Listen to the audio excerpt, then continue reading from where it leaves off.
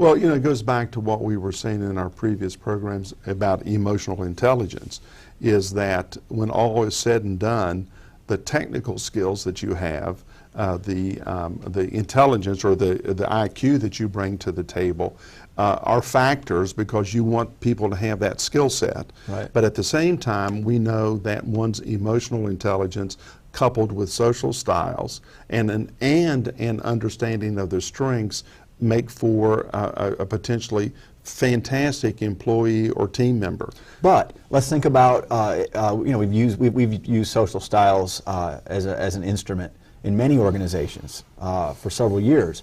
I'm just thinking about one right now that we worked with that was a fairly large corporation several years ago, and we did social styles, and we found out that the executive team had what you call toxic relationships. And we're not talking about people that just didn't get along with each other. In many cases they did. But there were some underlying things happening. Right. Because we found that some social styles are in conflict with one another, and sometimes even social styles can be in conflict within an individual. Can you talk about that? Yes. First of all, the toxic duos here are amiable driver. So a person can be an amiable driver, yes. but also you may have two people in an organization where one's primary social style is amiable and the other is driver. And there are potential problems. Yes, and so if you don't recognize, you may work with those individuals on a day-to-day basis, and are cordial to one another, but there's something like you said earlier, it sort of rub you the wrong way, but you can't figure out what it is. Well, in many cases, it has nothing to do with anything that has either been done or not done or said. It has to do with the fact that the driver sees the amiable as someone that's always thinking about relationships and not worried about the bottom line, i.e. the profitability of the organization or the success.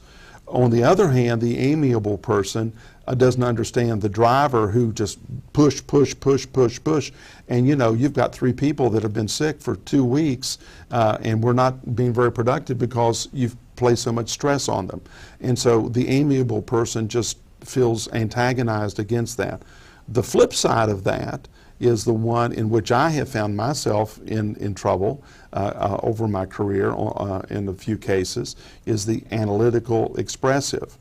And it is even more toxic than the other one because the analytical person is logical, concrete, sequential, neat. They have a tendency to think within certain parameters and they need data. While the expressive is a risk-taker, messy, intuitive, and creative, almost the antithesis, the opposite of the analytical. And so they really can get into trouble with one another. And this particular style can also impact their personal relationships outside of the professional workplace. So what we do is we go in and we create an understanding of the 4 styles in such a way that they have what we call their aha moments in which they, oh, Tony, okay, you really are, aren't you? I had never thought about that. And then in those particular moments of awareness, the reflection that takes place that we always like to see done when we're working with groups and individuals is that they see maybe for the very first time some things that they consider to be major obstacles in which they just couldn't understand it. So what happens is that on the management side of it is that you try to find balance. And if going back to our theoretical 10-member leadership team or management team, you would really want representation from all 4 styles. And ideally it would be 2-2, 3-3, or some combination thereof. It's not practical and it doesn't happen. But if you've got someone that can be that voice, I worked in an organization for a number of years in which the management team, we called the cabinet, was made up of about 15 to 16 people. It varied over the years. And we did this analysis with that particular team. And at that particular point in time, I was the only expressive. And so it took me a long time in working with that group to get them to understand how I thought. And one of the things that happens with expressives, one of the characteristics, and it's also one of my strengths, is that I'm futuristic. And so those of us that are futuristic have an ability to sort of see things into the future and sort of put things together like putting a puzzle together. And so when you are that way and you're a member of a team, you can keep them thinking beyond just the immediate goal that you can, you know, especially with strategic or long-term planning. So we're talking about sort of an overarching assumption, and that is that in order to be an effective leader, one must be a reflective leader. And part of that reflection is becoming self-aware and understanding one's social styles, both to help an individual understand who they are, but then to be able to maybe even apply some of that information to understanding other people within the organization. And what we're saying is that we don't want to change people. We're not saying that leaders necessarily need to change. Right. Change their social style because a particular social style, like for me, driver, is a bad thing. It's not. But it's understanding the ramifications of having a particular social style or primary and secondary social styles, and how that may impact relationships, how that may impact individuals with whom I associate with on a regular basis. And as we understand ourselves and we understand one another, we're able to have that information and we're able to capitalize upon that information and to be much more strategic about how we do our work, about how we live our lives, about how we relate to other people. Right. And the positive consequences for doing so can radically transform the level of productivity and effectiveness of an organization. Well, I mean, you've summarized it very well, Tony.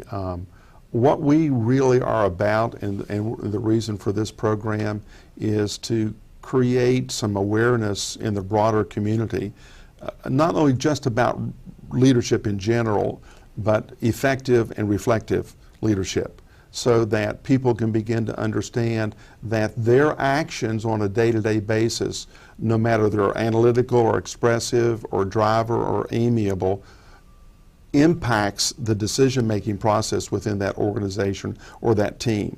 And one of the things that I think is important for us to talk about at this point as we end the program, and that is making sure that people understand that reflection it should be embedded in their conversations in the workplace, that there are going to be times when there are going to be some confusion, some possible, I don't really fully understand how you work, Tony, and I know that there have been times when we both have been confused about what we've either said or done, but we've always been able to come back understanding all the elements that make up who we are, especially from a content, knowledge, and leadership standpoint. We've been able to figure that out. Relationships are complex. People are complex. And what social styles does is it provides a sort of a lexicon for understanding human behavior, both internally and externally, in terms of how we associate with other people. And I think that,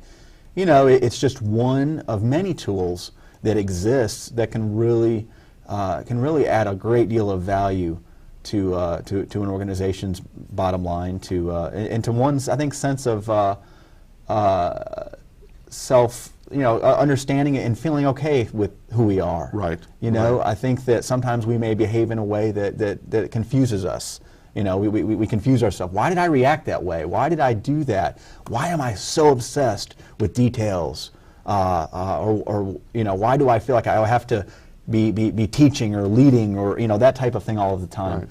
And this helps us understand those things, and again, we can really capitalize upon that the more that we understand that, right, and use it as a strength, and in some ways, in some cases, temper that in certain situations when it's right, when it's prudent to do so. Right. Well, I mean, you and I can talk, you know, for the next 3 or 4 days nonstop. We have a tendency to be able to do that.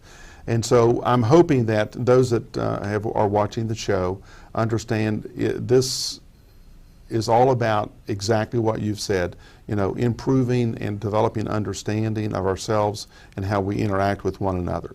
And the thing that I want to end the program with today is understanding that we're all leaders in some capacity in our lives, and we're not talking about necessarily chief operating officers or CFOs or CEOs. We're talking about everybody that from the school teacher to the principal to the minister to the mailman, and et cetera. So thank you very, very much for being with us, and we look forward to seeing you the next time on The Reflective Leader.